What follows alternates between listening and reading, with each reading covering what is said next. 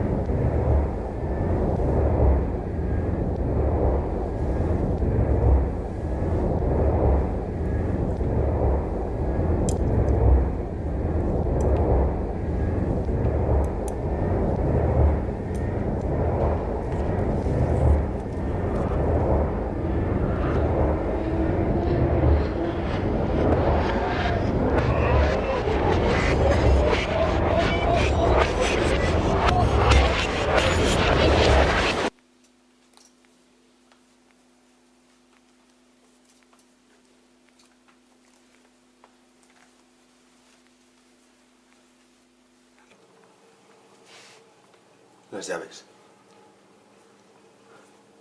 No encuentro las llaves. No sé dónde las he metido.